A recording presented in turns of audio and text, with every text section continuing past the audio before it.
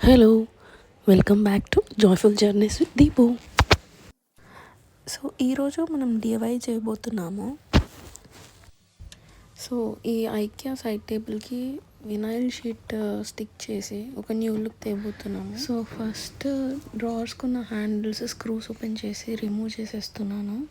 దాన్ని నీట్గా క్లీన్ చేసేసుకుంటున్నాను. ఒక వెట్ క్లాత్ తీసుకుంటే ఆ దుమ్ము అంతా పోతుంది. ఎందుకు నీట్గా క్లీన్ చేసుకుంటున్నానంటే వినైల్ షీట్ స్టిక్ చేసేటప్పుడు ఎయిర్ బబుల్స్ ఫామ్ అవ్వకుండా దీనికి షీట్కి వచ్చిన లైన్స్తోనే ప్రిసైజ్గా కట్ చేసుకొని started with pasting vinyl sheet. First ఒక డ్రావర్కి ట్రై చేద్దామని చెప్పి స్టార్ట్ చేశాను. నెక్స్ట్ ఎక్స్ట్రాస్ అన్నీ కట్ చేసేసుకున్న నైఫ్తో మీరు మంచి బ్లేడ్ యూస్ చేయొచ్చు. దెన్ హ్యాండిల్స్ అనేవి మళ్ళీ screw back చేసేసుకున్నా.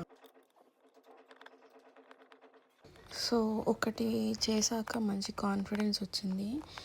I started with the second drawer. Same unscrew చేసేసుకొని క్లీన్ చేసేసుకున్నా. సో వినైల్ షీట్ కట్ చేస్తే మనకి ఈజీగా ఉంటుంది. బట్ ఎగ్జాక్ట్గా కట్ చేసేసుకుంటే లాస్ట్ టైం నాకు కొంచెం తక్కువ పడింది, అలా అతుకుల్లాగా వచ్చేస్తుంది. సో ఎక్స్ట్రాగా కట్ చేసుకున్నా నేనైతే. మనం ఎక్సెస్ అనేది లేటర్ ఆన్ కట్ చేసేసుకోవచ్చు. ఈ షీట్ క్వాలిటీ వచ్చేసి బాగుంది. జనరల్లీ ఇట్లా పీకేస్తే టేర్ అయిపోతాయి.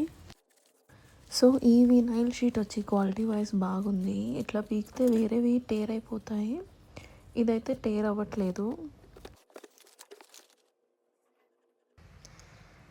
అయితే నేను యూజ్ చేసేది కొత్త నైఫ్ కాబట్టి అంత నీట్గా వస్తుంది. మీరు నైఫ్ యూజ్ చేయకండి, బికాస్ మధ్యలోనే టేర్ అయిపోతుంది. సో హ్యాండిల్ స్క్రూ బ్యాక్ చేసిన తర్వాత నేను డ్రావర్ ఒకసారి ఫిక్స్ చేసి చూశాను, మూమెంట్ ఎలా ఉంది, ఏదైనా ప్రాబ్లం అనేసి.